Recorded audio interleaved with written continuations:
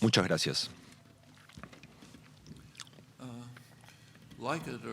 Nos guste o no, estamos viviendo en una época muy singular, en un periodo muy especial de la historia de la humanidad. En pocos años, los hombres, la humanidad ha construido dos almádenas, dos máquinas de destrucción que son un peligro para nosotros. Y hay más de estas máquinas esperando para destruirnos. Entre estos logros, las fuerzas dominantes de la sociedad global han instituido políticas que erosionan de manera sistemática la mejor línea de defensa contra la autodestrucción. Me refiero a que la inteligencia humana ha creado lo que llamamos la tormenta perfecta. Si esto continúa hasta ahora, este experimento humano probablemente no sobrevivió por mucho tiempo. Aparentemente, los humanos nos hemos dedicado a establecer y comprobar la trágica tesis formulada por uno de los biólogos modernos más importantes, Ernst Mayr. Mayr consideraba la posibilidad de encontrar vida inteligente en el universo y concluyó que las perspectivas y las posibilidades eran muy pocas. Las razones para pensar esto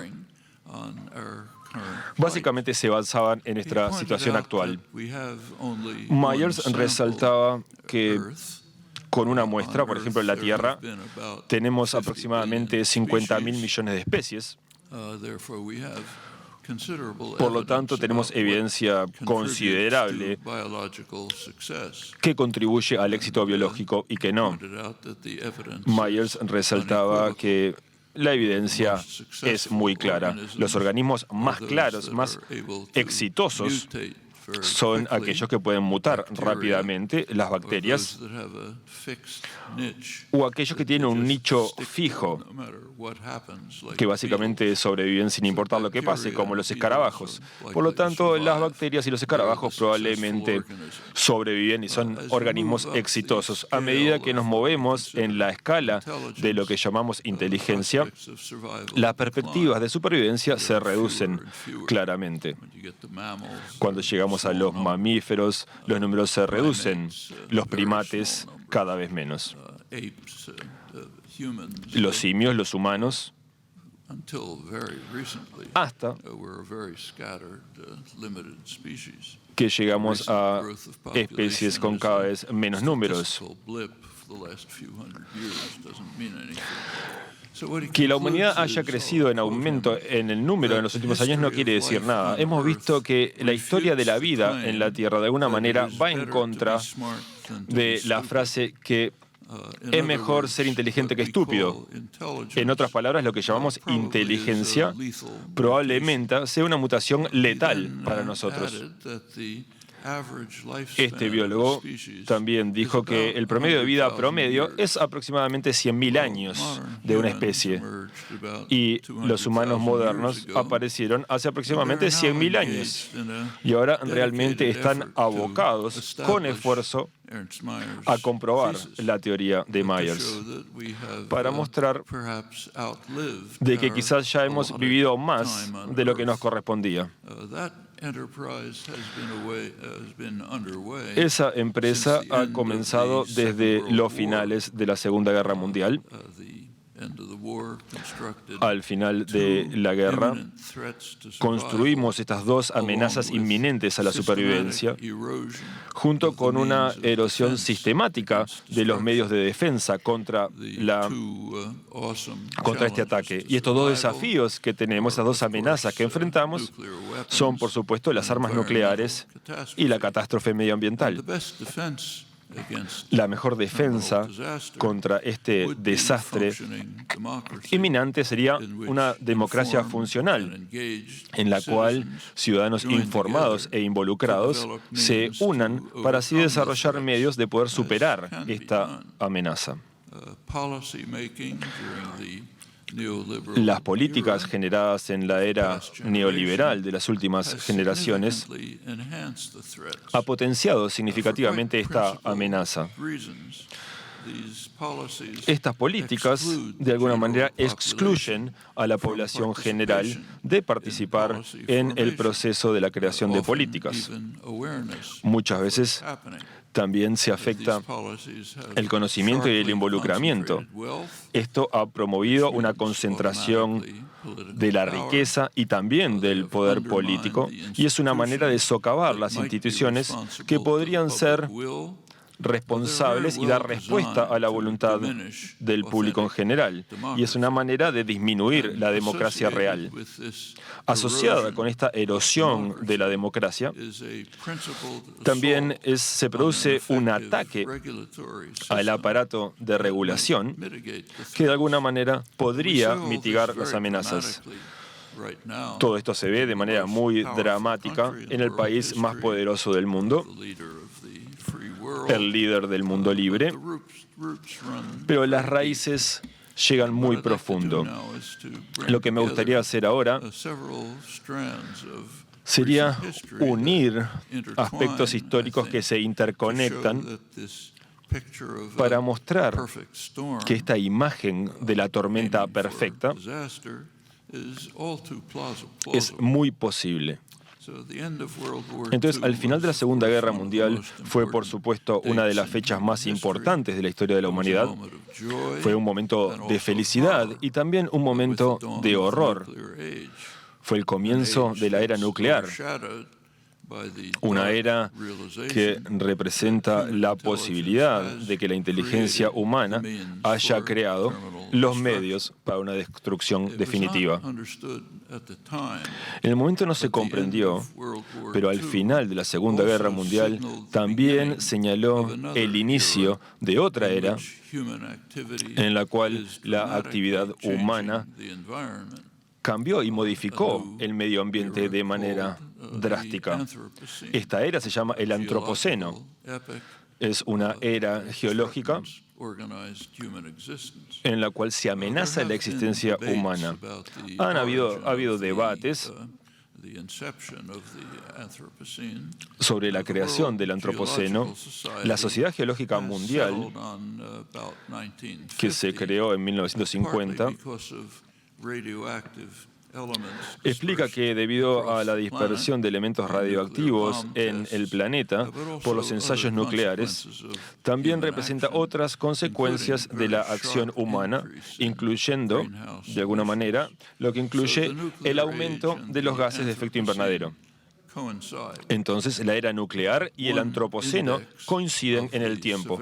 Un índice de la importancia y la inminencia de la crisis se puede ver de manera gráfica por el reloj de los últimos días. Es un dispositivo creado por el Consejo de Científicos. Se reúnen regularmente para evaluar el estado del mundo y determinar cuán cerca estamos del desastre último, terminal, representado por medianoche en este reloj. El reloj se estableció en 1947. Y se fijó el minutero a 7 minutos de medianoche. En 1953, el minutero avanzó a 2 minutos para la medianoche. Eso se representó cuando la Unión Soviética explotó una bomba de hidrógeno, después de otra prueba de una bomba de hidrógeno por Estados Unidos. Eso fue una señal de este desastre nuclear. El minutero ha variado en su posición en los últimos años. 2015 y 2016 se movió a 3 minutos para medianoche. Las razones para esto fue el aumento en la amenaza de una guerra nuclear y el no poder tratar los temas climáticos que no hemos considerado. Voy ahora a citar la declaración y lo representa este movimiento del minutero, que dice que la probabilidad de una catástrofe mundial es muy alta y que las acciones que se requieren para reducir los riesgos de desastre deben tomarse muy pronto. Eso se dijo en 2016. En el comienzo de la era Trump, los analistas ajustaron el reloj y pusieron el minutero más cerca todavía de la medianoche. La razón, en sus palabras, es que han encontrado que el peligro parece ser aún mayor, la necesidad para acciones es más urgente.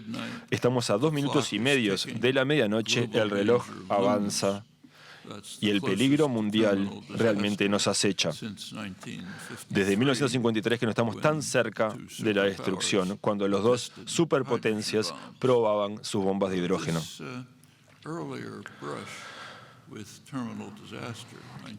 Esta circunstancia en 1953 de estar tan cerca de la destrucción total vale la pena prestarle atención. Nos dice mucho sobre las políticas y la verdadera naturaleza del orden mundial. Hay una pregunta obvia. ¿Esta amenaza era evitable? ¿Y qué esfuerzos se están realizando para evitarla? Y la respuesta es bastante sorprendente y tiene lecciones que debemos aprender. Si retrocedemos hasta 1950, Estados Unidos era un lugar muy seguro. Controlaba todo el hemisferio, controlaba ambos océanos, controlaba ambas márgenes de los dos océanos. Era una potencia económica y militar muy superior. También controlaba los estados industriales principales, que habían sido muy debilitados y casi destruidos por la guerra. Mientras que la economía americana florecía, la producción se cuadruplicaba y se sentaban las bases para una expansión a nivel mundial de posguerra. Estados Unidos había sido la mayor economía en el mundo, con ventajas inigualables, pero no había sido hasta el momento un jugador fundamental en los asuntos globales.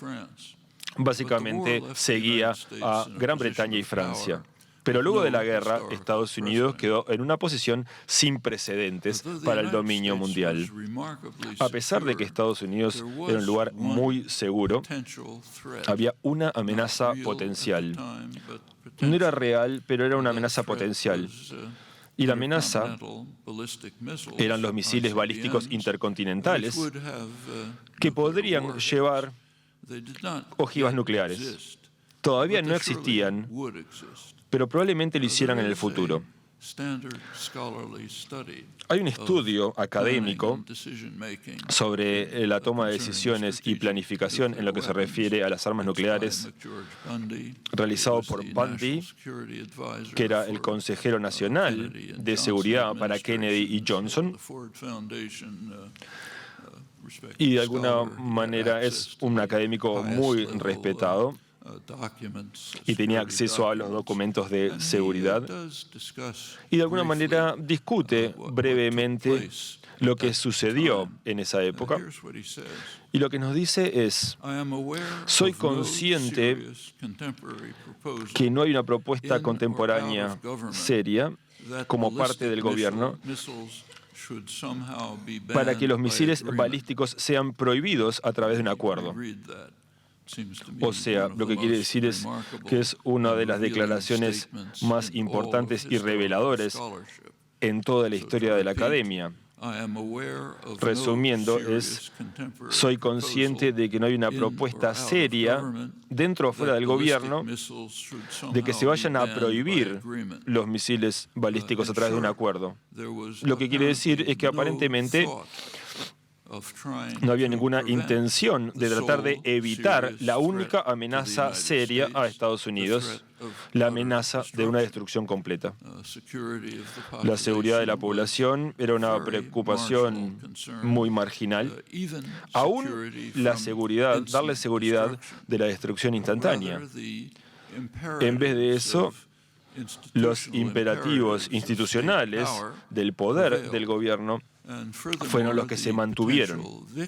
Es más, las víctimas potenciales, es decir, la población, fueron mantenidos sin informar sobre todo esto.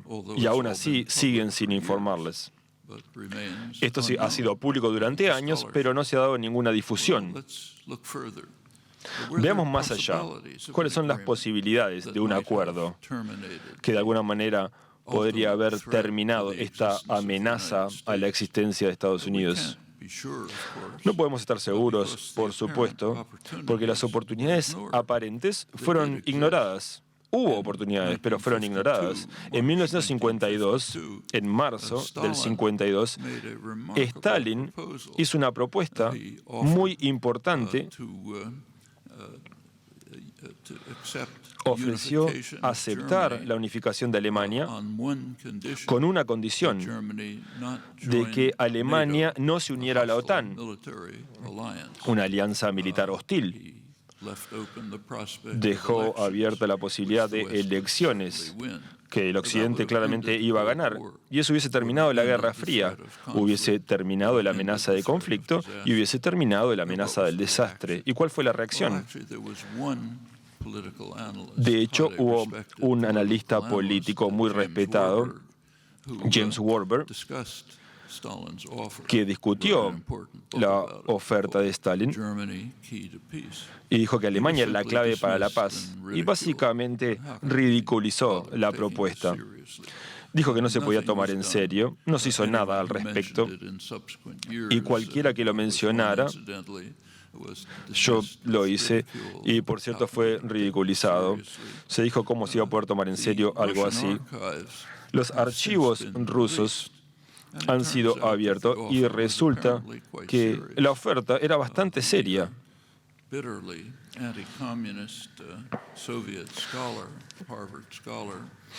Adam Ulam, un académico de Harvard, parece decir que la propuesta de Stalin era un misterio sin resolver. Escribió que Washington no dedicó ningún esfuerzo y que rechazó la iniciativa de Moscú basándose en la idea de que era muy poco convincente y dejó abierta la pregunta de si Stalin estaba realmente pronto para sacrificar la República Democrática de Alemania recientemente creada en el altar de la democracia real. Con las consecuencias de la paz mundial, habrían sido muy grandes las consecuencias sobre la paz mundial y sobre la seguridad de Estados Unidos. Melvin Leffler, un académico en Estados Unidos, escribe que los académicos que estudiaron los archivos soviéticos se sorprendieron al descubrir que Lavrenti Beria, uno de los jefes de la policía secreta, propuso que el Kremlin le ofreciera al Occidente un trato para la unificación y neutralización de Alemania, así sacrificando el régimen comunista del Este para reducir las tensiones de Oriente y Occidente y así poder mejorar las condiciones políticas y económicas en Rusia. Oportunidades que fueron desaprovechadas en favor de asegurar la participación de Alemania como parte de la OTAN. Todo esto es verdad, no lo podemos saber, pero sí podemos estar seguros de que lo importante era el poder mundial y no la seguridad. Lo que era importante era una potencia a nivel mundial y no asegurar a la población que era mantenida en la oscuridad informativa. Esta es una lección muy importante de la formación de las políticas. Se ha hablado mucho sobre la seguridad, pero no nos referimos a seguridad de la población. La seguridad de la población es una preocupación marginal, sino que estamos hablando de la seguridad de los sistemas de poder, tanto estatales como privados. Es un tema muy largo para repasar en detalle, pero ahora sigamos avanzando en los años ahora, en la década de los 50 y la década de los 60. Es muy reveladora y pertinente para lo que sucede hoy en día. Nikita Khrushchev, cuando tomó el poder, asumió el poder, estaba comprometido a llevar adelante desarrollo económico y social en Rusia. Comprendía muy bien que esto no se podría realizar en un contexto de una carrera armamentista y por lo tanto propuso que tanto Estados Unidos como la Unión Soviética deberían reducir las armas de ataque. No recibió ninguna respuesta de Estados Unidos y procedió de manera unilateral a reducir las armas de ataque de la Unión Soviética. Luego comenzó la administración Kennedy y consideraron la propuesta de Khrushchev, pero reaccionaron de la siguiente manera, y voy a citar a Kenneth Waltz, uno de los académicos de relaciones internacionales, y dijo que la administración Kennedy realizó el mayor aumento en los aspectos militares que se hayan visto en el mundo hasta el momento, a pesar de que Khrushchev intentaba realizar una reducción de las armas convencionales y tratar de seguir estrategias para una disuasión mínima, y que lo realizó a pesar de que el balance de armas en la época favorecía a Estados Unidos. Esa fue la respuesta de Kennedy a la propuesta de Khrushchev para reducir las armas y avanzar hacia la paz. Obviamente que hubo una respuesta rusa a todo esto, así que Khrushchev envió los misiles a Cuba para tratar de compensar de alguna manera esa falta de balance estratégico que había sido potenciado por el aumento militar llevado a cabo por Kennedy. Y hubo una segunda razón, que era defender a Cuba de la campaña asesina y terrorista de Kennedy contra Cuba, que planeaba de alguna manera terminar con la invasión de Estados Unidos en octubre de 1962, el año en que se enviaron los misiles a Cuba. Y lo que siguió, de hecho, casi produce el desastre último para la raza humana. Una vez más, estas decisiones afectaron la seguridad nacional de manera importante, mientras potenciaban el poder del Estado. Lo que pasó se mantiene oculto detrás de esta retórica entusiasta de los años de Camelot. Básicamente, la responsabilidad de los intelectuales liberales que han cubierto toda esta parte de la historia, y así se mantiene. También hay una conclusión crucial. La seguridad de la población es una preocupación mínima, menor. Continúa siéndolo hasta el momento actual. Cuando investigamos las decisiones de asuntos exteriores y las decisiones del gobierno, descubrimos de manera sistemática de que se han dado opciones por la paz, pero que fueron descartadas, no han sido tenidas en cuenta. Ahora vayamos a ver los titulares de la época. Vamos a ver los titulares de hoy en día. Hoy se nos dice que el gran desafío que enfrenta el mundo es cómo obligar a Corea del Norte a congelar sus programas nucleares y de misiles. Quizás entonces debamos recurrir a mayores sanciones, o la guerra cibernética, o la intimidación, o instalar un sistema antimisiles que China considera como una amenaza seria. O quizás debamos pasar a un ataque directo contra Corea del Norte, que tendría consecuencias horribles. Pero hay otra opción posible que está siendo ignorada. Básicamente, aceptar la oferta de Corea del Norte de hacer exactamente lo que le estamos exigiendo.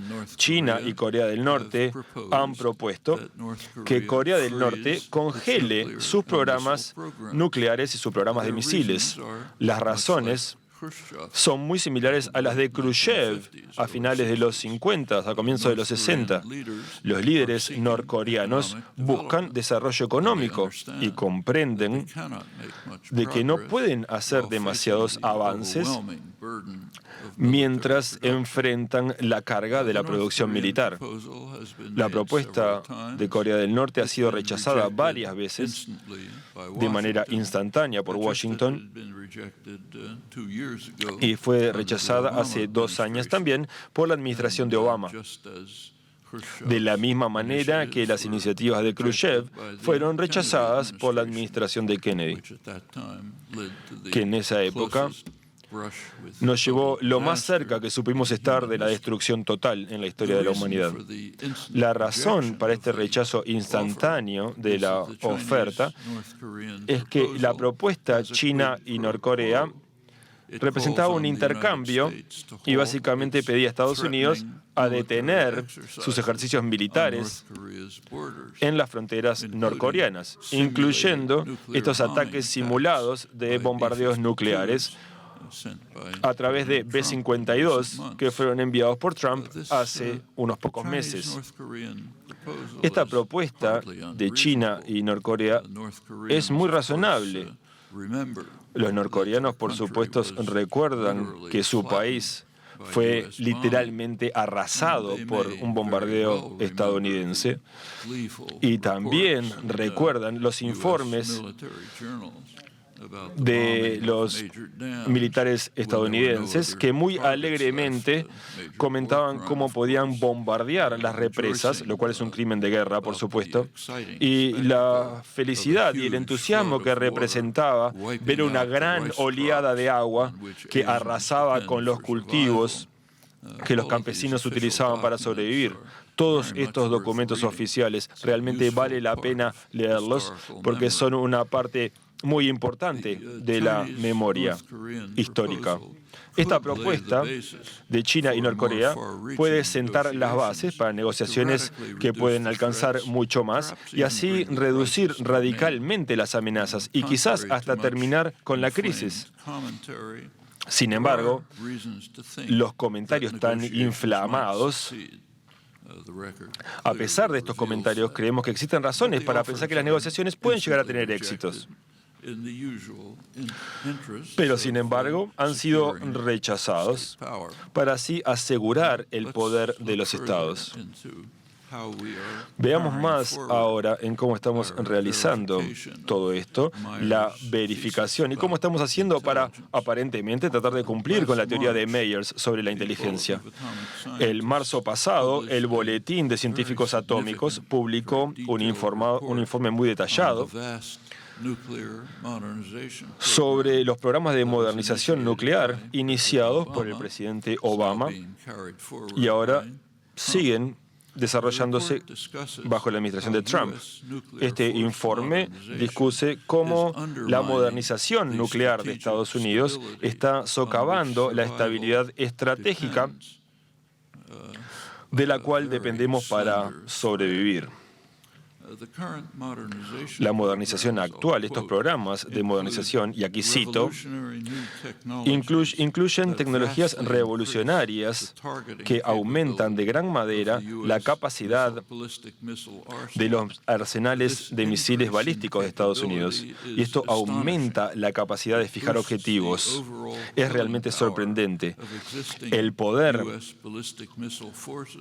para matar de estos misiles se ve aumentado en un factor de 3 y de alguna manera cree exactamente lo que uno vería si un Estado nuclear planificara tener la capacidad para luchar y ganar una guerra nuclear desarmando a los enemigos con un golpe inicial sorpresivo. Todo esto tiene un impacto revolucionario en las capacidades militares y importantes implicancias en la seguridad mundial.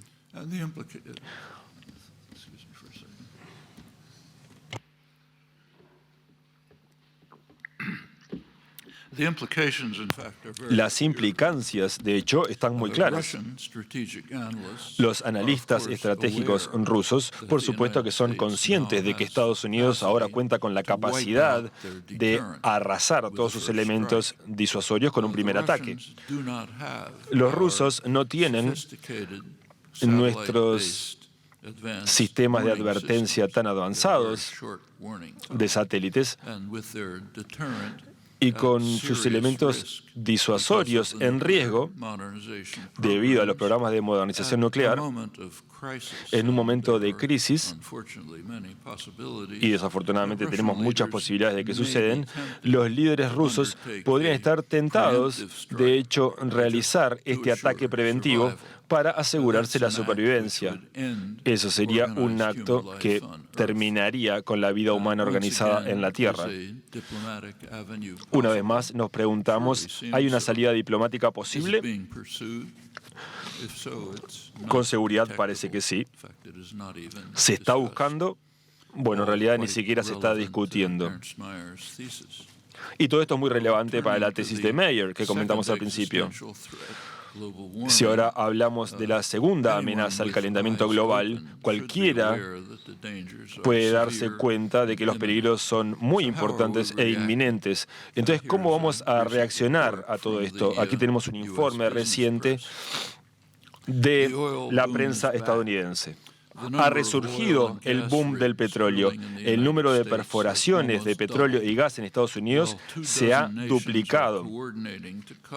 Varias decenas de naciones están coordinando para reducir la producción de petróleo y tratar de ajustar la producción. Estados Unidos se mueve en la dirección completamente opuesta. En los últimos 4 meses, la producción ha aumentado en 500.000 de barriles por día. Si esta tasa, este boom de esquisto, va a romper los récords de producción al llegar al verano. Para esa época, entonces, Estados Unidos va a producir más de 9 millones de barriles por día, más que Arabia Saudita. Este es un informe, uno de tantos, y de alguna manera nos muestra un hecho crucial de la historia actual. Mientras que todo el mundo está tomando medidas para detener este tipo de producción y poder sobrevivir, la nación más rica y poderosa en la historia de la humanidad se dirige con entusiasmo hacia su destrucción total. Esto ha sido verdad desde el 8 de noviembre de 2016, otra fecha que tiene gran importancia desde el punto de vista histórico. De hecho, hay 3 eventos que han sido muy significativos. Un hecho es importante, otro extremadamente importante, y un tercer evento ha sido sorprendente. El evento importante fueron las elecciones en Estados Unidos, que fue cubierto ampliamente. El hecho extremadamente importante, que no fue cubierto por los medios, fue en Marruecos, en Marrakech. Hubo un encuentro, una reunión de 195 países que intentan tomar decisiones a partir de las negociaciones de París en lo que refiere al cambio climático. El 8 de noviembre, la Organización Meteorológica Mundial realizó un informe sobre el clima a nivel mundial y dicen que los datos confirman que 2016 fue el año más caluroso que se tiene de registro, estando por encima 1.1 grados Celsius por encima del periodo preindustrial, claramente por encima del último récord de 2015, y lo que llega al límite que se fijó en París. Eso fue el 8 de noviembre. Las deliberaciones terminaron en noviembre, también el 8 de noviembre. Y la pregunta es, ¿podrá el mundo sobrevivir ahora que el país más poderoso se salió del acuerdo y trata de acelerar esta crisis ambiental? El mundo ahora dirige su mirada a China, que puede ser El Salvador, ya que Estados Unidos se dedica a destruir la civilización. El mundo mira con atención a China para que lo salve de la destrucción. Y ahí es cuando tenemos el evento más sorprendente del 8 de noviembre. Y nadie habló de esto en ningún lado, en la prensa occidental, ni en Estados Unidos ni en Europa.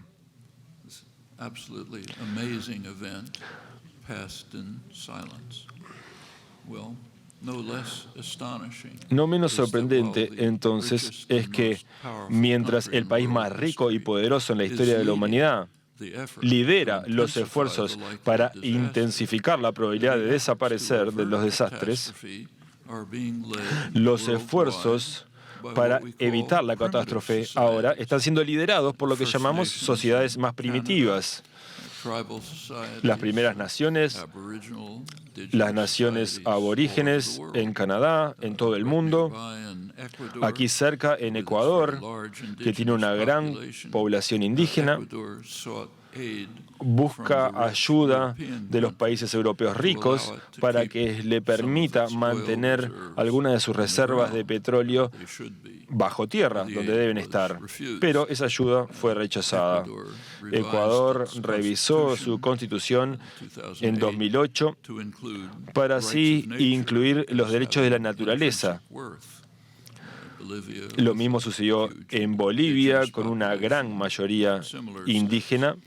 También tomó medidas similares. En general, los países con poblaciones indígenas que tienen influencia, de alguna manera, están liderando esta búsqueda para preservar la vida en el planeta. Los países que han asesinado o diezmado a las poblaciones indígenas, en cambio, van hacia la destrucción de la civilización. Quizás sea algo que tengamos que tener en cuenta. Tenemos informes del medio ambiente que aparecen regularmente en las revistas de ciencia. A veces llegan a publicarse en los medios de publicación masivos, pero mientras tanto, esta máquina de demolición republicana desmantela las estructuras que hemos instalado para ofrecer algún tipo de supervivencia. La Agencia de Protección Ambiental de Estados Unidos, establecido por Richard Nixon, fue el último presidente liberal, ha sido virtualmente desmantelada.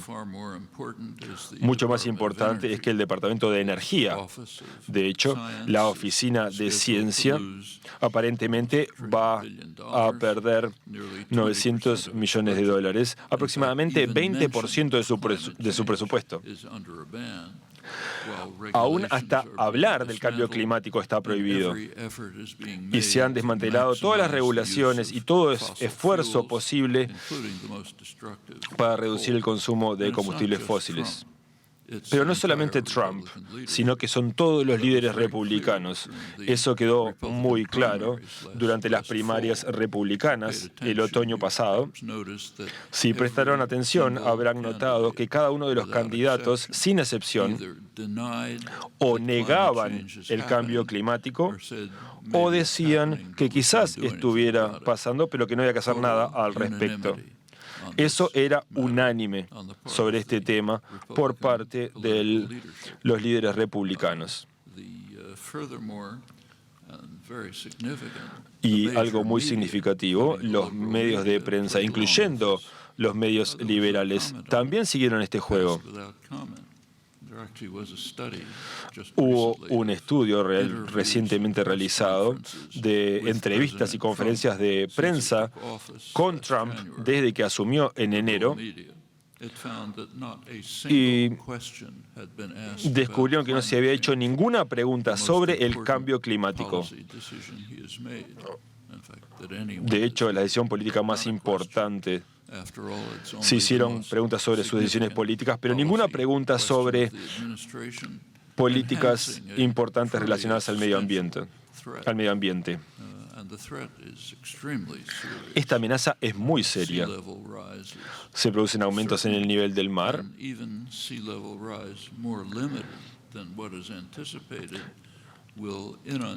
Aún así, si el aumento en el nivel del mar es menor del anticipado, igual se van a dar inundaciones de las planicies costeras en Bangladesh, por ejemplo, donde decenas de millones de personas tendrán que abandonar el área.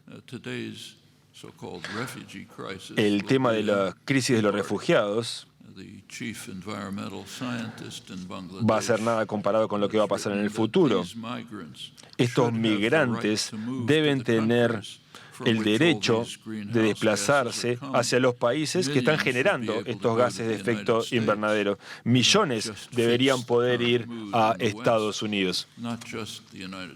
No solo los Estados Unidos o Gran Bretaña.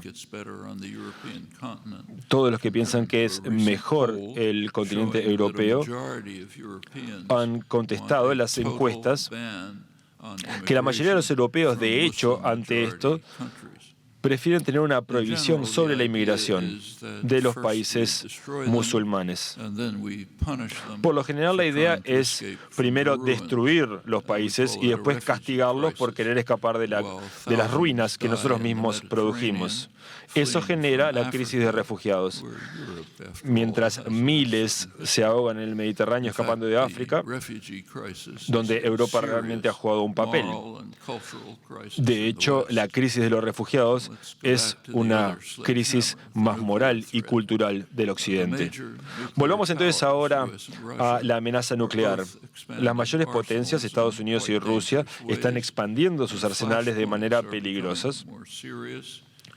La situación se agrava seriamente, especialmente en la frontera rusa. Y observen que es la frontera rusa el problema y no la frontera mexicana. Y esto es producto de la expansión de la OTAN después del colapso de la Unión Soviética, lo cual era una violación de las promesas verbales que se realizaron a Gorbachov de que la OTAN no se expandería ni una pulgada hacia el este. Esa fue la frase que se utilizó, que se refería a Alemania del Este. No se iba a expandir ni una pulgada si Gorbachov acordaba con la unificación de Alemania, con una alianza militar, lo cual era una concesión realmente a resaltar en esa época.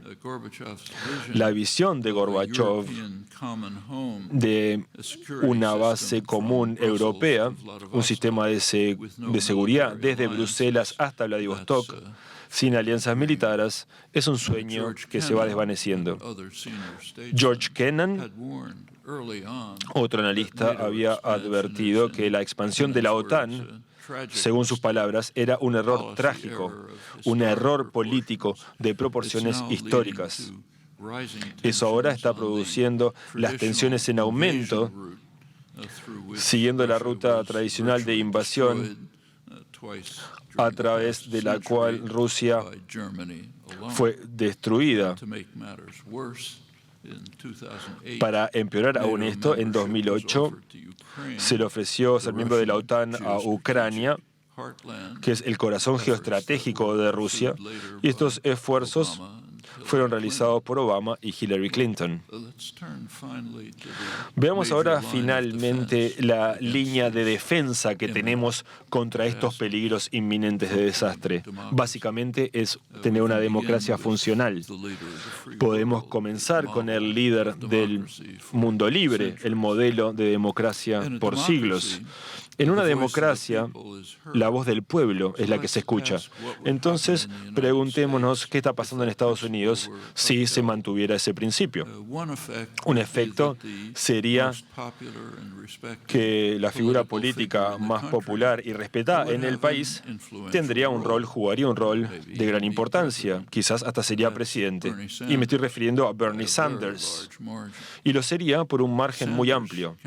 La campaña de Sanders fue de gran importancia, fue lo más importante de las elecciones de 2016. De alguna manera rompió con el modelo prevalente de más de un siglo en la historia política de Estados Unidos. Hay mucha evidencia e investigación de ciencias políticas que establece de manera muy convincente de que las elecciones básicamente se compran. La financiación de las campañas, solo con eso ya podemos predecir cuáles son las posibilidades de quién va a ganar el Congreso y quién va a ganar la presidencia. La investigación también muestra que una mayoría considerable del electorado, aquellos que están más abajo en la escala de ingresos, son ignorados y que sus mismos representantes no prestan atención a sus preferencias. A medida que aumenta la riqueza, la representación política también lo hace, hasta llegar a la cima, a esa fracción del 1%, donde las políticas ya están fijas. Eso es lo que llamamos democracia.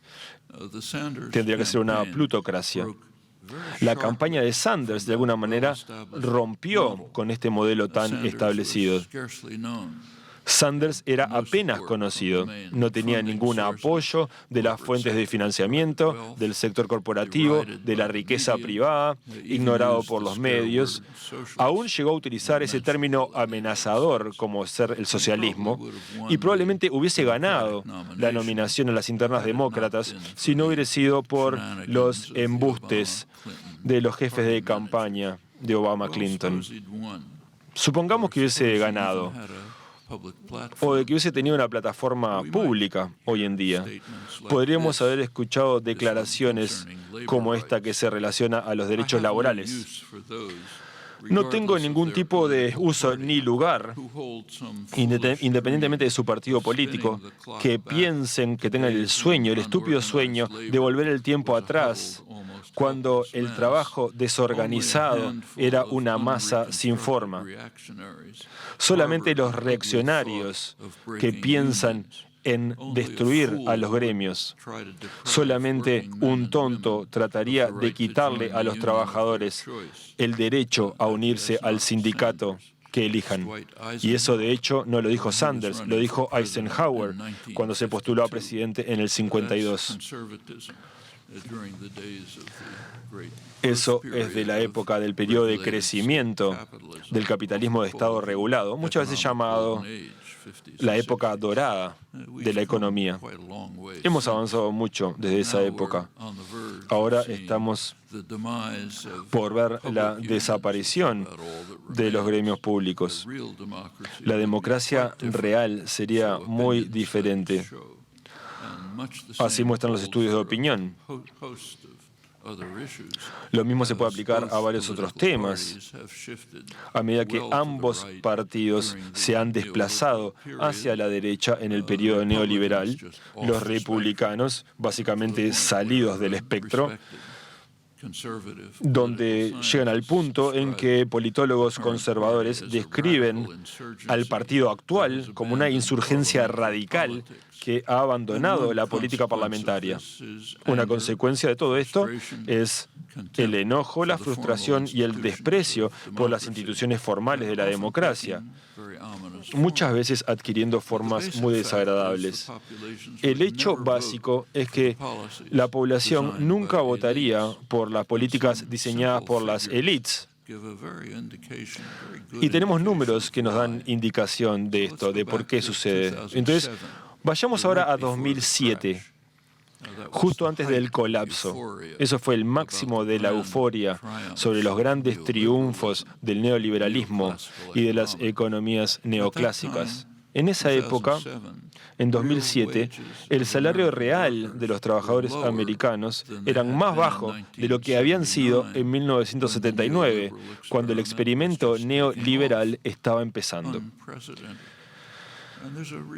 Hay una razón para esto, y la razón principal la explicó el presidente de la Reserva Federal, Alan Greenspan, cuando estaba testificando en el Congreso sobre la economía de la cual se estaba haciendo cargo. Informó al Congreso que una mayor inseguridad para los trabajadores, una mayor inseguridad para el trabajador, eso mantenía los salarios bajos y la inflación también baja. Los trabajadores están muy intimidados para exigir salarios justos, beneficios, mejores condiciones de trabajo, lo cual es un signo, una señal de la salud de la economía, según algunos estándares. Las medidas de seguridad social también fueron reducidas en este periodo neoliberal. Estados Unidos, de hecho, está al final de la lista de sociedades desarrolladas establecida por la OCDE,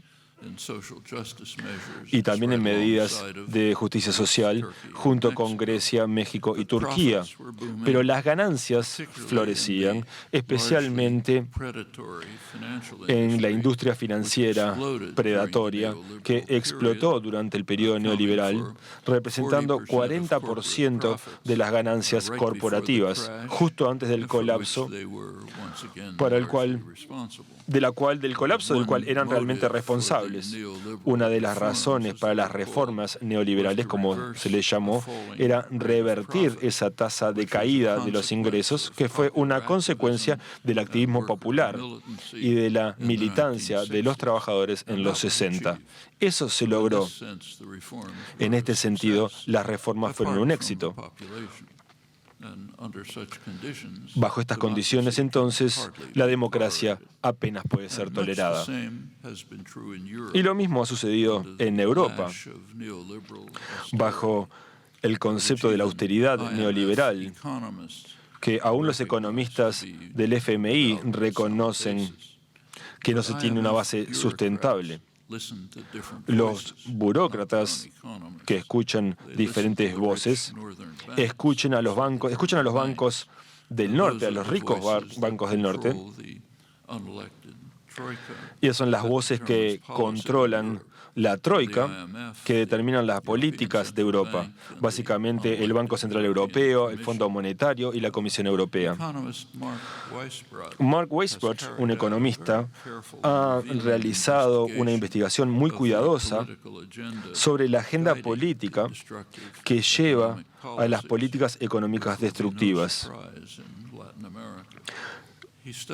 Estudió los informes de las consultorías del Fondo Monetario Internacional y descubrió una consistencia importante y un patrón realmente aterrador. La crisis financiera se explotó como una oportunidad para de alguna manera fijar las reformas neoliberales, realizando cortes en el sector público, con aumentos impositivos, reducir los beneficios y los servicios públicos.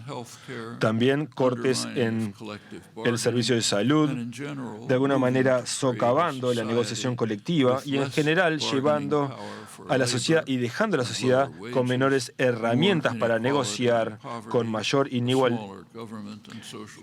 con falta de equidad, un aumento en la pobreza y así reducir el crecimiento y el empleo. Básicamente lo que sucedió en América Latina en las últimas décadas, gracias al Fondo Monetario Internacional y a la aceptación de Washington, finalmente concluye que la agenda de los tomadores de decisiones de Europa y han logrado muchos de sus objetivos en los últimos 5 años. Es una agenda con la que estamos muy familiarizados. En Europa también la población nunca votaría por este tipo de reformas. Por lo tanto, debe sacrificarse la democracia para así poder fijar la reforma neoliberal. La medida en Europa es muy sencilla, es básicamente transferir la toma de decisiones a organismos que no han sido elegidos. La respuesta pública en Europa se parece a lo que ha sucedido en Estados Unidos. Las instituciones políticas de centro han sido desacreditadas, hay desilusión pública, hay miedo, hay enojo. Aquellos que son lo suficientemente viejos para acordarse de los 30, como yo hago, sin embargo, se van a dar cuenta y van a ser, seguramente ya estén alarmados por el aumento de los partidos neofascistas, no solo en Austria y Alemania, sino en todos los países. Estas políticas neoliberales apuntan directamente a socavar el poder regulatorio de los países y a socavar la capacidad de resistir estos golpes de esta maquinaria de dominación. El poder del gobierno es el poder de la gente, siempre y cuando ese gobierno sea democrático. Disminuir la democracia es una característica típica de los programas neoliberales. Estos programas, por su propia naturaleza, tienden a concentrar la riqueza en muy pocas manos, a la vez que la mayoría ve su situación estancada. Y así se afecta la democracia funcional. Todo esto es un efecto natural de la concentración del poder económico que se traduce a su vez en la concentración de poder político.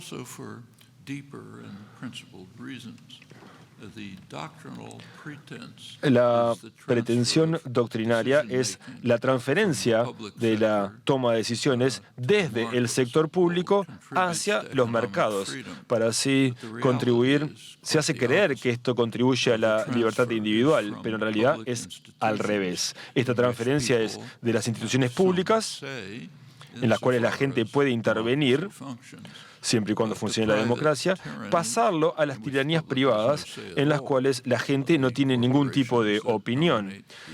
Son las corporaciones, entonces, que dominan la economía. Estas políticas se dedican a asegurarse de que la sociedad ya no exista.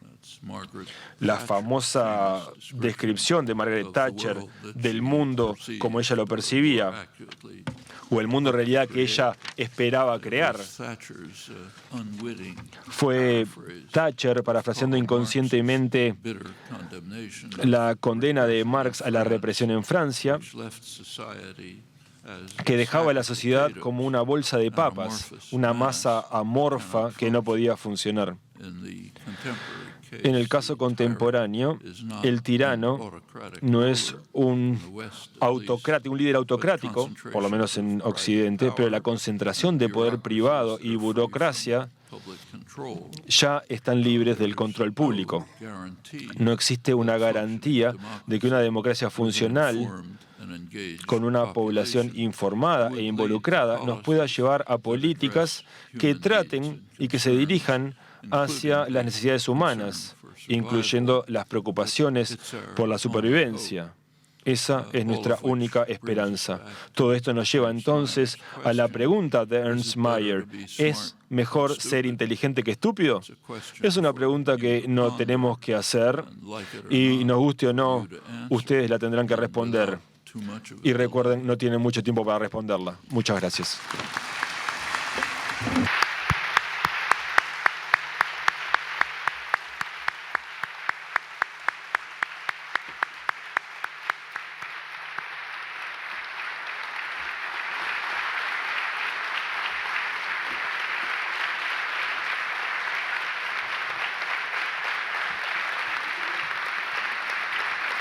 Gracias, muchas gracias, profesor Chomsky.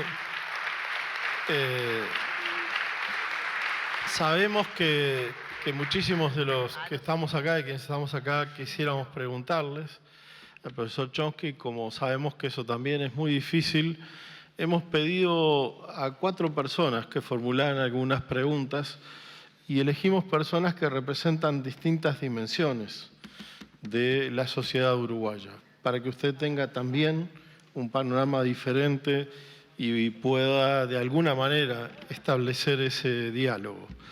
Vamos a comenzar primero con una pregunta que viene desde la perspectiva política. Constanza Moreira. Gracias, profesor Chomsky. Aquí en América Latina, en algunos casos hemos derrotado esa relación entre dinero y política, entre medios de comunicación y política, entre corporaciones y política, consiguiendo que partidos de izquierda que representaban un amplio abanico de movimientos populares llegaran al gobierno en Bolivia, en Brasil, en Ecuador, en su momento en Paraguay, también aquí en Uruguay, en Argentina. Y todos estos gobiernos y partidos progresistas y de izquierda le han dado a América Latina o le dieron con más fuerza en el pasado a América Latina el derecho de levantarse con sus propios pies, ganar autonomía con relación a Estados Unidos, crear nuevos conceptos como la vida buena, viejos y nuevos conceptos, nuevas perspectivas del desarrollo, nuevos modos del derecho donde los pueblos originarios fueron desafiando el derecho positivo. En fin, ha sido una larga década de innovaciones políticas. Y le quería preguntar, ¿qué lugar le ve usted a América Latina, América del Sur, con sus innovaciones políticas, con sus gobiernos de izquierda? En esta perspectiva, ¿qué lugar tendría América Latina para mejorar las perspectivas de supervivencia global? ¿Qué lugar le ve usted a esta América Latina con sus novedades políticas, con sus modos de desafiar los grandes poderes imperiales, especialmente de Estados Unidos, ahora, en estos años, en esta perspectiva global? Esa es mi pregunta. Well, if we look back over the neoliberal period, basically beginning with Reagan and Thatcher, Básicamente, comenzando con Reagan Latin y America Thatcher, was the first major América victim. Latina fue la primera víctima. The structural adjustment programs Los programas de imposed on Latin ajuste America estructural que fueron impuestos sobre América Latina devastated the continent devastaron in the el 1980s continente and en 1990s, los 80, en los 90. the lost decades. Se llamó This la was década perdida. imposition of the so-called Washington Consensus, Esto fue realizado por el consenso de Washington, administrado más que nada por el Fondo Monetario Internacional, que básicamente es una sucursal del Departamento de Estado de Estados Unidos. Ustedes ya saben el efecto de esos años que tuvieron esas consecuencias. América Latina también fue la primera parte del mundo de emerger de esta situación. América Latina y el este asiático, ahí fue el colapso y los países de Asia del Este se retiraron. América Latina, a principios del siglo, los gobiernos de América tomaron medidas para revertir esta situación desastrosa, las consecuencias desastrosas. Una decisión fue, de hecho, expulsar al Fondo Monetario Internacional. Ya no realiza préstamos a América Latina, sino que están dirigidos a Europa. Asia y América Latina se retiraron del Departamento del Tesoro, que se encargaba del sistema global. Esto se aplicó en diferentes países y algunos tomaron medidas para reducir la pobreza de manera importante, aumentar las oportunidades de educación, mejorar los derechos civiles. Bajo el liderazgo de Lula en Brasil, hubo esfuerzos internacionales para tratar de cambiar el orden internacional y así darles una voz más importante al sur global. La formación de los BRICS, un bloque separado, iniciado principalmente por Lula. Esos fueron cambios significativos para así modificar la estructura de la toma de decisiones a nivel mundial. Eso fue una mejora sustancial. Desafortunadamente, fue acompañada de fallas bastante importantes que ahora amenazan hundir y revertir las ganancias obtenidas y de volver a las políticas desastrosas de los años iniciales. Hay dos problemas muy importantes. Uno es la falta de capacidad de liderazgo de izquierda para evitar los niveles de corrupción endémica en América Latina y en muchas partes del mundo. Y la otra es la falla de eliminar otro problema a largo plazo que ha afectado a América Latina y su desarrollo. América Latina tiene muchos recursos, pero estos recursos tradicionalmente se han utilizado para enriquecer un pequeño sector de gran riqueza y a los inversores extranjeros. América Latina en todos estos años y ha continuado bajo los gobiernos de izquierda básicamente de producir y exportar elementos primarios. Esto ha sido una tentación que habría que haber resistido, que se produjo a través del crecimiento de China y su apetito por materias primas, que fue muy conveniente para las economías y satisfacer estas demandas chinas. Entonces América Latina explotó la soja y el hierro, y eso significa, por supuesto, importar productos manufacturados desde China a precios muy bajos, lo que afecta a la industria. Entonces, sociedades basadas en la exportación de materia prima, y también se produce una destrucción de la economía local.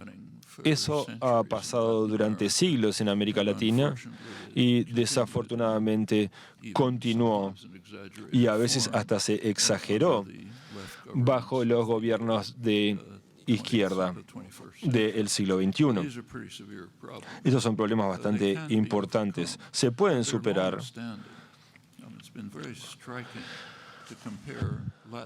Es sorprendente comparar América Latina con Asia del Este. David Felix es un economista, ha realizado estudios sobre esto. América Latina tiene grandes ventajas si lo comparamos con el sudeste asiático.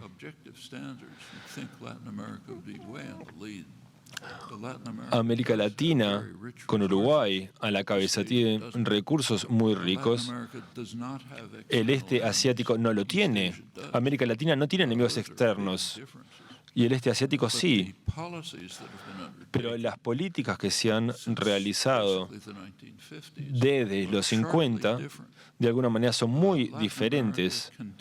América Latina continuó con su dedicación tradicional, con el bienestar de un pequeño sector de los más ricos.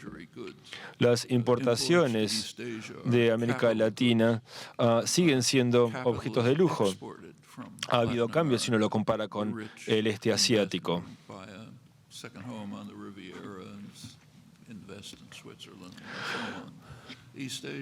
El este asiático exporta capitales, ha sido prohibido. En Corea del Sur se puede tener hasta pena de muerte por la exportación de capitales.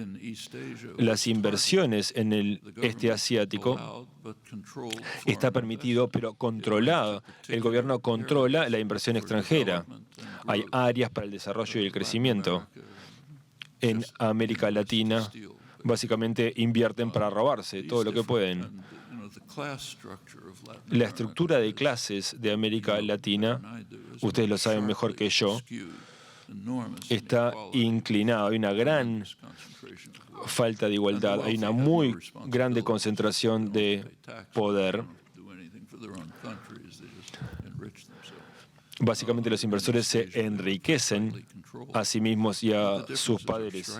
Hay diferencias muy importantes. Si consideramos Corea del Sur, por ejemplo, en los 50, Corea del Sur literalmente estaba al mismo nivel que un país pobre en África, como Ghana. Hoy en día, Corea del Sur es un poder, una potencia industrial. Y esto no sucede en América Latina. No hay razón para que esto deba continuar. Hubo cambios importantes en los primeros años del siglo. Esas fallas que les comenté, se deben realizar esos cambios, se debe construir sobre esos cambios y desplazarnos hacia el movimiento de una ciudad más igualitaria que puede controlar su destino. Se han tomado grandes medidas como eliminar al Fondo Monetario Internacional y a las bases militares estadounidenses. Si consideran Brasil, por ejemplo, las políticas de Lula no eran tan diferentes de las políticas de Goulart en los 60. Las políticas de Goulart llevaron a un golpe militar respaldado por Estados Unidos, de hecho promovido por Estados Unidos, con un gran apoyo de Estados Unidos. De hecho, el embajador Lincoln Gordon de Kennedy llamó a ese golpe una gran victoria por libertad del siglo XX. Imagínense, esa sería la respuesta estándar a un golpe de Estado. Cuando Lula instauró un programa parecido, no podía haber un golpe de Estado.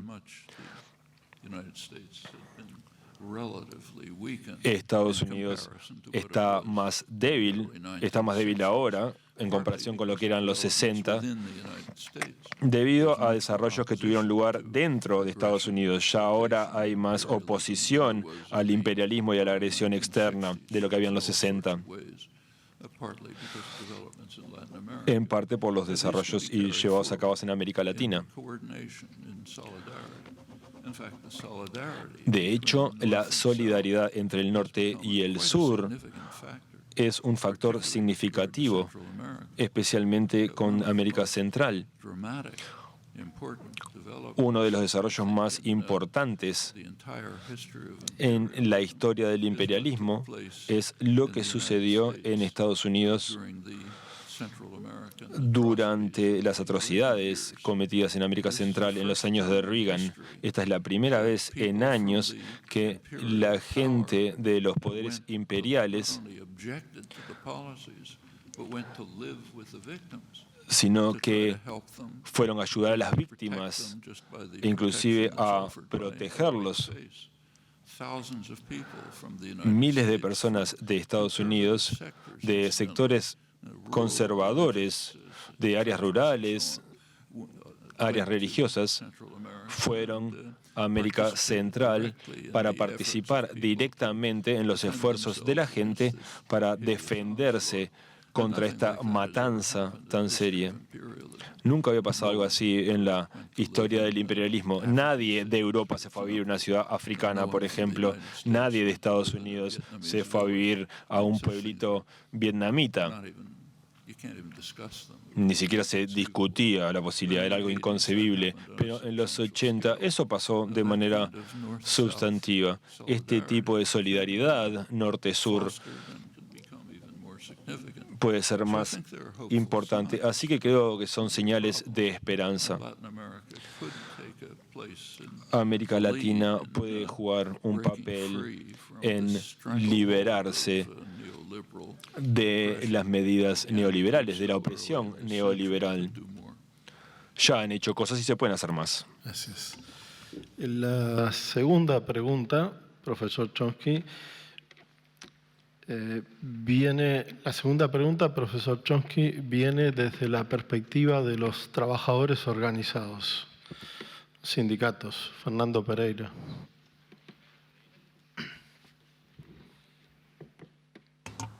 Sorry, could you repeat?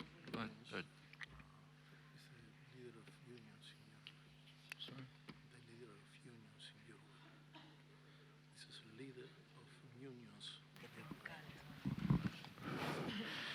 Bueno, es un honor para todos los uruguayos que esté acá, me parece que por lo menos para la mayoría.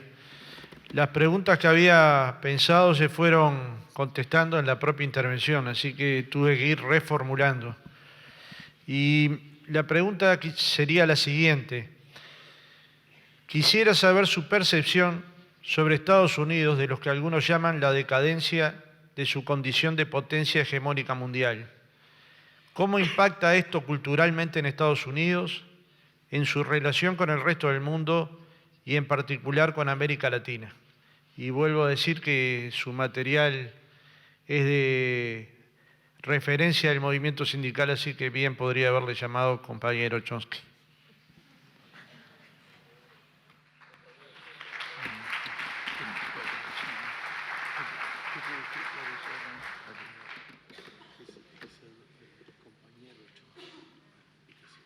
Yeah.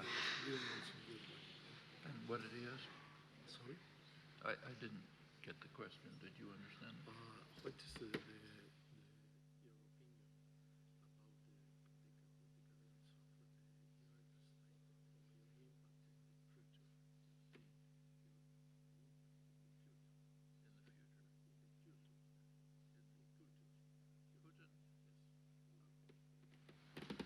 Ok. ¿Podemos repetirle la pregunta? Frankly, oh, he's going.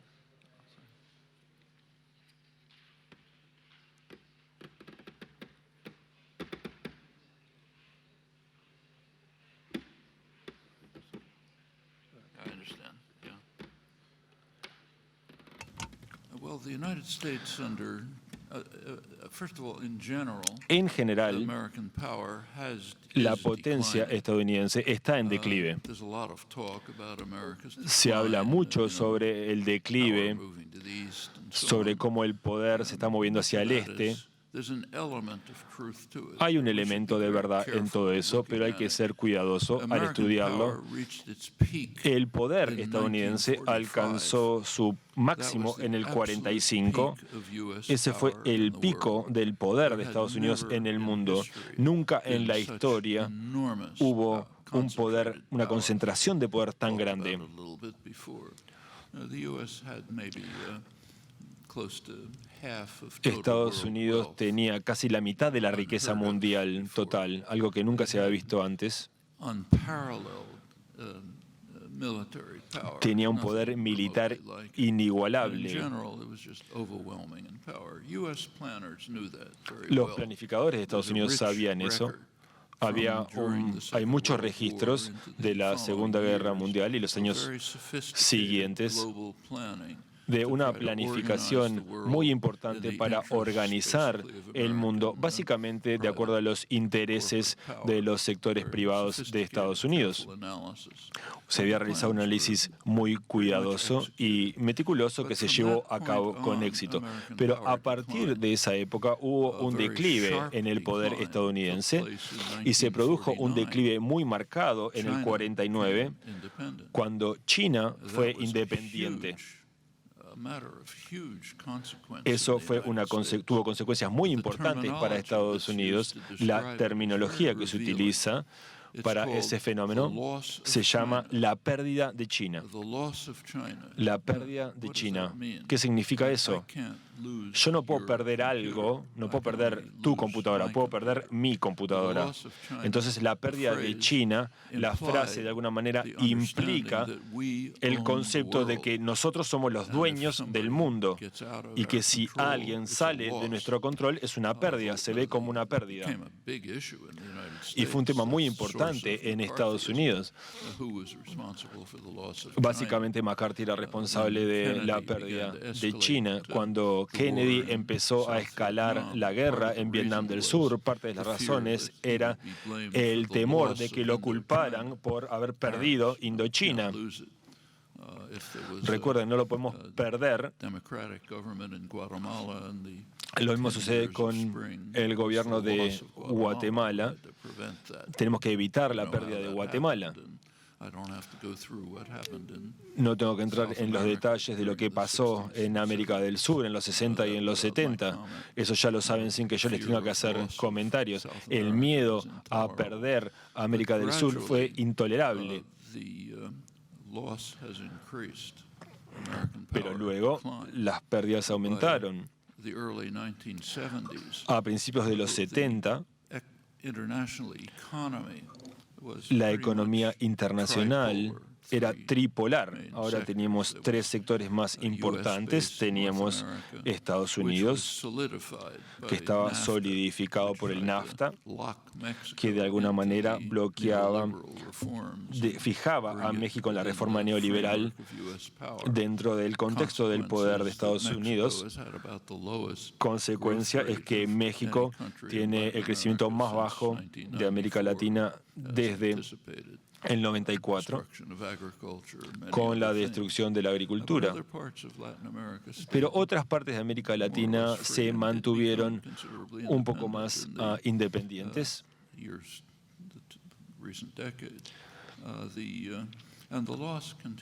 Y las pérdidas se siguen marcando y esa declive sigue en proceso. Ahora Estados Unidos debe tener 20% de la riqueza mundial. Pero no nos debemos dejar engañar, porque es una medida estándar, pero es una medida ideológica. Hay una medida mucho más significativa, es cuánto de la economía mundial es propiedad de las corporaciones estadounidenses. Eso es algo mucho más significativo para tener en cuenta. Y si tenemos eso en cuenta, los resultados son sorprendentes. Las corporaciones estadounidenses se apropian de casi el 50% de la riqueza mundial. Son las primeras en casi todos los sectores: energía, telecomunicaciones, Casi todos los sectores, las corporaciones estadounidenses están liderando y se apropian de casi el 50%. Y por supuesto que las multinacionales tienen base nacional, reciben el apoyo del poder militar, del apoyo de los contribuyentes estadounidenses. Así que tenemos otra medida que se adapta mejor al mundo del poder corporativo global, con una red de proveedores muy complicada. Se han producido muchos desarrollos en cuanto a esto en los últimos 10, 20 años, pero el poder de Estados Unidos es extraordinario. Pero no el poder nacional específicamente, sino el poder corporativo, el poder empresarial. Esa es una medida que rara vez se utiliza, pero es muy importante en el mundo moderno. Entonces, la pregunta de este declive es un tema importante. Hay un declive en cuanto a algunos aspectos en el crecimiento. En la dimensión militar no hay competencia. Estados Unidos gasta casi más que todo el resto del mundo combinado. En tecnología está mucho más avanzado. Uno de los desarrollos más significativos que apenas se discute es el programa de modernización nuclear, que básicamente elimina los elementos disuasorios rusos. Esta es otra dimensión que tenemos que tener en cuenta. Ningún otro país tiene miles de bases militares en todo el mundo, tropas, fuerzas especiales que operan en decenas de países. Esa es una medida del poderío estadounidense. Pero hay declive en otros aspectos, en lo que se refiere a la población, pero no en otros aspectos. Ahora lo que la administración republicana está haciendo es aislar a Estados Unidos del resto del mundo de maneras que van a tener consecuencias, sin duda. Estados Unidos es uno de los personajes más importantes, participantes más importantes de la escena mundial, y estamos tratando el tema medioambiental. Y se da un contexto de acuerdo internacional y cooperación, y Estados Unidos se está manteniendo fuera de todos estos acuerdos. Eso, por supuesto, que va a tener consecuencias sobre estos aspectos. La integración económica, Estados Unidos también se está retirando. Sin embargo, otros países están tomando las medidas correctas. Están aumentando los acuerdos comerciales entre la Unión Europea y Japón, dejando a Estados Unidos por fuera, Canadá también con la Unión Europea. Todo eso va a llevar, no sabemos, pero creo que no dentro de mucho, esta integración global de las economías bajo el sistema de corporaciones es tan denso que probablemente no sea afectado por estos desarrollos nacionales. Esto es lo que tenemos que tener en cuenta si vamos a ver cómo se está desarrollando el mundo, especialmente en estos últimos 20 años. Ha habido cambios sustanciales en la economía internacional con las corporaciones que desarrollan cadenas de provisión muy complejas que implican a decenas de países. Por ejemplo, la corporación más grande del mundo, Apple. La base está en Estados Unidos. Las oficinas centrales están en Estados Unidos. Si ustedes tienen un iPhone, es un símbolo en China. Los iPhones se arman en China, son trabajadores chinos, pero bajo la gestión de una empresa de Taiwán.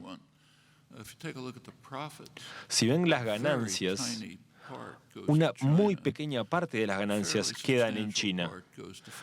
Una gran parte va a la empresa en Taiwán. Y una gran parte de esas ganancias van a Apple directamente. Apple tiene una técnica para evitar impuestos. Hacen una pequeña oficina en Irlanda y a esa oficina le llaman la base central de operaciones para no pagar impuestos. Y así es como funcionan las corporaciones internacionales. La gente que crea los componentes y las partes ni siquiera saben para qué corporación están trabajando.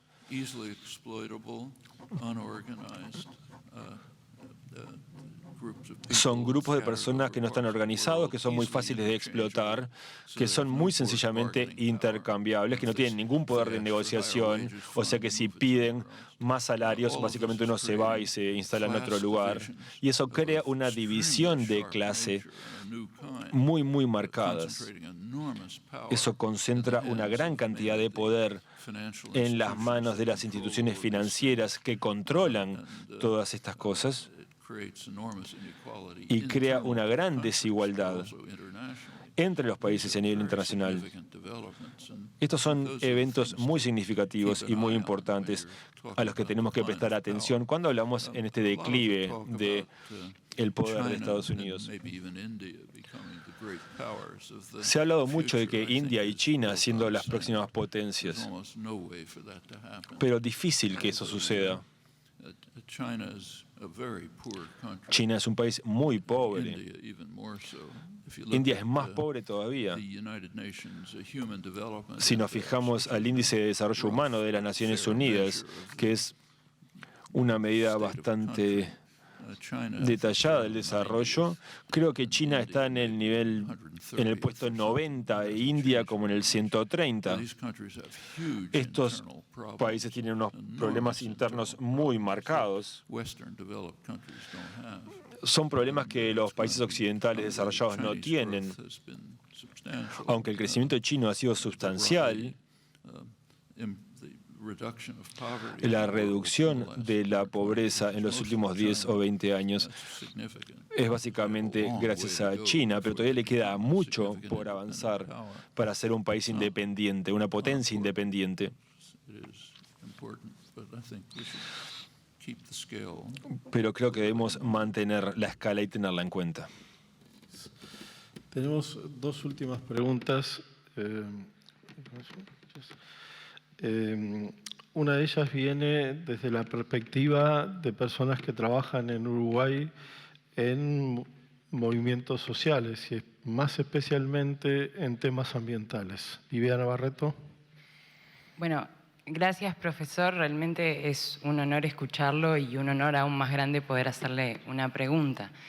La respuesta a la pregunta anterior me da el pie, creo yo, perfecto para consultarle lo que le quiero consultar. Al mismo tiempo que, como usted ha mencionado, estamos asistiendo a un enorme debilitamiento de las negociaciones internacionales para resolver la catástrofe climática o en la llamada agenda del cambio climático, también estamos presenciando una creciente dinámica de las negociaciones en torno a lo que se llama el comercio internacional, con el impulso de las llamadas agendas del siglo XXI, y ahí está la proliferación de los acuerdos de inversión o acuerdos como el Acuerdo Transatlántico, el Transpacífico, el TISA, y estos instrumentos que claramente recortan las capacidades de las democracias de construir alternativas de supervivencia. ¿Cree usted, profesor, que estamos ante una nueva etapa en la construcción de poder corporativo a nivel global a partir de estas agendas del libre comercio? ¿Y cómo cree que los países de América Latina deberían pararse en torno a este escenario tan desafiante? Gracias.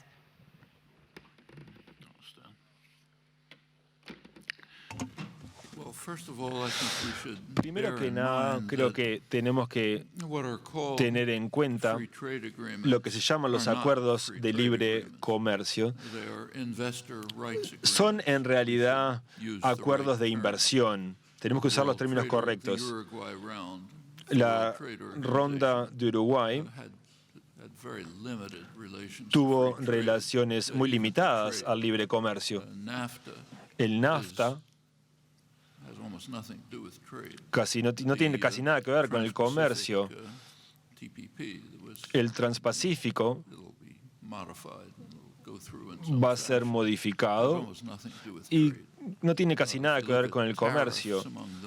Si ven, las tasas y las tarifas son muy bajas y eso difícilmente va a cambiar. Estos acuerdos tienen que ver con proteger los derechos del poder privado. El elemento central de todos estos acuerdos, incluyendo la ronda de Uruguay, que fue la base de todo esto, es un aumento muy grande en los derechos de propiedad intelectual, que básicamente son los derechos de monopolio. Básicamente, Bill Gates es el hombre más rico del mundo y la razón tiene dos razones. Primero, pudo explotar varias décadas de investigación fundada por los contribuyentes que llevó a la creación de las computadoras, Internet, información satelital, la economía informática. Y segundo, porque tuvo derechos de fijación de precios de monopolios. Todas las computadoras vienen con Windows, pero aparentemente esas son las consecuencias de los acuerdos de libre comercio. Tenemos derechos de patentes inigualables, algo que no existía en el pasado, a un poder privado para poder mantener sus derechos de fijación de precios de monopolio. Los derechos de propiedad intelectual hubiesen existido en el siglo XIX, Estados Unidos sería un país del tercer mundo. Nunca podría haberse desarrollado porque hubiese sido bloqueado y no se le hubiese permitido el desarrollo tecnológico. Otro aspecto de los tratados de libre comercio le da a los inversores el derecho de enjuiciar a los gobiernos. Hay mecanismos de disputa entre inversores y gobiernos.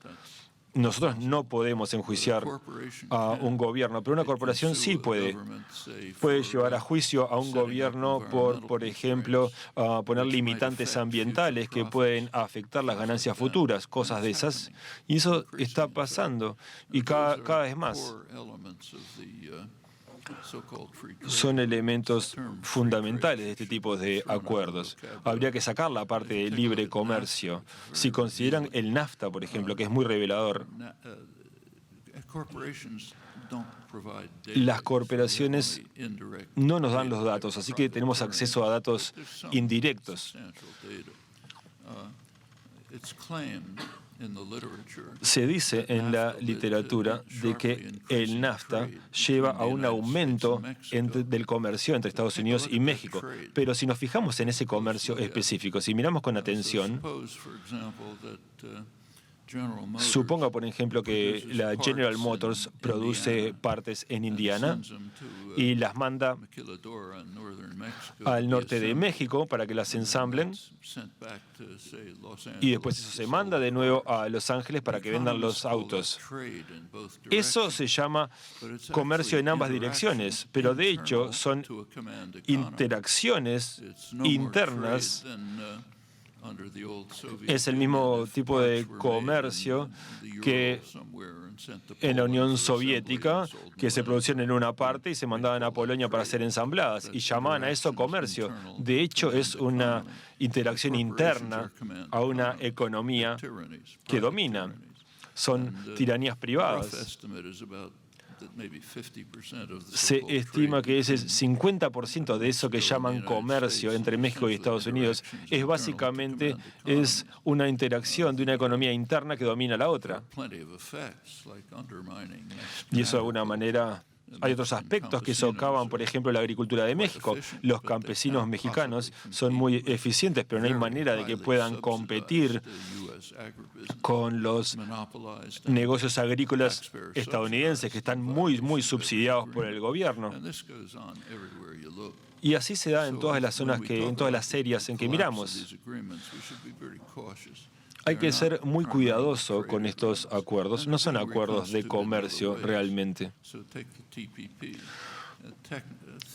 Por ejemplo, el TTP se están dejando de lado y se están reconstruyendo de otras maneras. Existe un acuerdo paralelo y más importante en lo que llamamos comercio y servicios. tiene que ver con la manipulación financiera y las transacciones, y esto se ha implementado de manera callada y silenciosa y ha tenido las mismas consecuencias. Ha habido algunos efectos del colapso de los TPP. Uno ha sido aumentar el poder de los bancos de inversión con base en China. Muchos de los países de Occidente se han unido, incluido Inglaterra. Estados Unidos está excluido, y esto es parte del crecimiento del poder económico de China, que es menor que el de Estados Unidos, pero aún así significativo. Sin embargo, como les dije anteriormente, creo que la estructura de la economía internacional bajo el control de las corporaciones multinacionales es algo muy complejo y tiene una cadena de provisión muy compleja. Es muy estable y muy densa y capaz de mantener y retener poder económico político para obtener lo que buscan, a no ser que se produzca un involucramiento del público mucho mayor. El público para eso tiene que empezar a enterarse de lo que está sucediendo. Muchas de estas cosas van a continuar, pero pueden tomar formas diferentes. Gracias. Profesor Chomsky, nuestra última pregunta proviene de colegas vinculados al campo académico. Rodrigo Arocena. Gracias, Agustín. Profesor Chomsky, su conferencia ha dado una respuesta a la pregunta de ese gran estudioso y filósofo de la evolución que fue Ernest Mayr. Es mejor ser inteligente. El problema es la combinación de estupidez sustantiva y prepotencia poderosa que campea en el mundo de hoy y que nos está llevando cerca de la fatídica medianoche en el reloj del Boletín de los Científicos Atómicos. Hasta donde yo entendí su conferencia, usted nos describió y explicó cómo las relaciones de poder prevalecientes están acercando a la humanidad a la catástrofe climática y atómica que la tecnología productiva y destructiva ha hecho posible. La ceguera de las élites tiene largos antecedentes históricos. Lo que es relativamente nuevo, como lo destacó usted al iniciar en la Segunda Guerra Mundial su conferencia, es el poder de la tecnología. Ahí viene mi pregunta, que es una pregunta doble, para arriba y para abajo, si me permite decirlo así. Por un lado, ¿cómo hacemos para que ciencia, tecnología e innovación sirvan menos para ampliar el poder de las élites económicas y políticas, sirvan menos para acercarnos a la medianoche? Por otro lado, la parte simétrica. ¿Cómo hacemos para que ciencia, tecnología e innovación sirvan más para que los sectores populares sean agentes de la mejora social y de la sustentabilidad ambiental? Le hago estas preguntas con angustia, profesor. Estoy absolutamente convencido de que si no logramos sustraer al control de las élites el conocimiento avanzado y vincularlo con los sectores populares, nuestro destino será difícil. Al presentarlo, Agustín Canzani destacó su papel en la lucha contra la desesperanza. Por favor, denos elementos objetivos y racionales para la esperanza. Muchas gracias.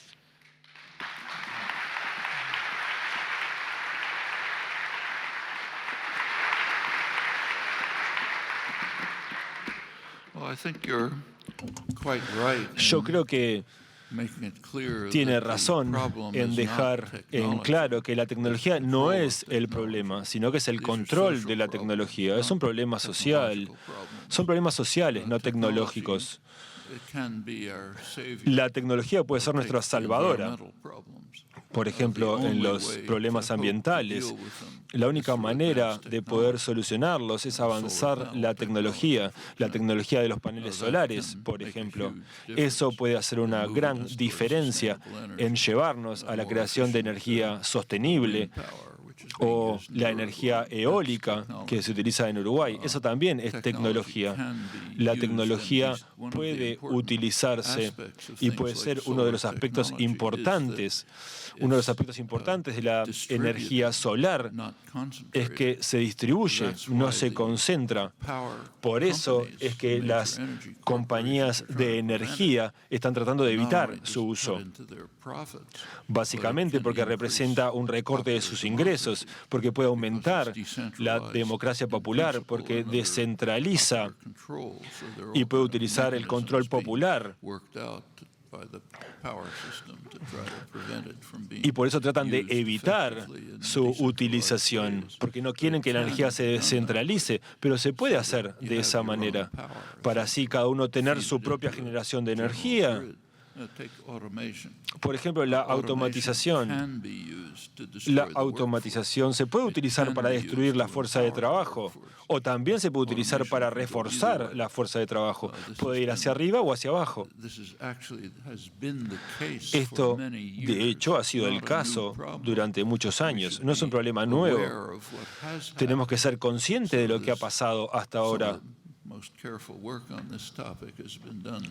Se ha hecho trabajos respecto a este tema. David Noble, un historiador de la tecnología, que ha muerto hace poco, desafortunadamente, realizó estudios en los 60s, lo que se llama el control numérico, básicamente el control de las máquinas por medio de la computadora. Esto se comenzó en los... Básicamente son herramientas para controlar las máquinas. Esto es muy relevante hoy en día. Hay maneras alternativas de diseñar la tecnología. Una de las maneras es diseñar la tecnología. Podría haber sido ubicar el control dentro de mecánicos capacitados. Mecánicos capacitados podrían haberse encargado de estas máquinas descentralizadoras de manejo de herramientas, y también se podrían haber puesto en las manos del poder corporativo central. Había razones para ir una o en otra dirección, eran equivalentes, pero ya sabemos cuál se tomó. No la que creaba mecánicos capacitados, sino que se puso en las manos gerenciales de las corporaciones. Estas son elecciones políticas y sociales de cómo utilizar la tecnología. Y lo mismo, la misma pregunta se hace ahora con la robótica. Esta tecnología se utilizará para controlar y dominar y centralizar el poder, o se utilizará para liberar a los trabajadores de actividades repetitivas, peligrosas, y se les dará libertad para actividades más creativas. La dirección irá en una o en otra, pero va a depender de la participación. Por ejemplo, consideremos las TICs. Esto se puede utilizar por los gobiernos para controlar a la población. Se puede utilizar por Google o Facebook para obtener muchos datos sobre la gente y así generar maneras de controlar a la gente, o también puede utilizarse para el control participativo de la democracia en la economía, ofreciendo información en tiempo real, haciendo que los trabajadores puedan hacerse cargo de sus propios emprendimientos para tomar las decisiones correctas. También puede ser utilizado para esos aspectos. Un trabajador trabajando en un conglomerado puede tomar las decisiones correctas en tiempo real. La tecnología es neutral. Puede utilizarse para cualquier propósito. Va a depender de cómo diseñemos las estructuras políticas y sociales. Y eso es para que la gente se involucre, primero para comprender cómo funcionan estos aspectos y después para reconocer el potencial liberador de diseñar y de desarrollar los sistemas sociales para utilizar esos potenciales. Y yo creo que es una esperanza muy clara para el futuro.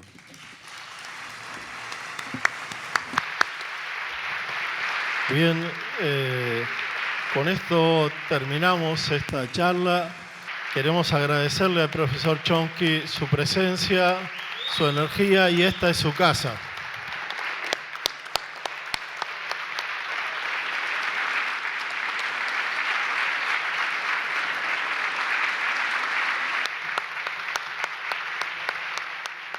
Conferencia, esta transmisión de Televisión Nacional de Uruguay con la conferencia del profesor Noam Chomsky, y volvemos a los estudios de la televisión pública.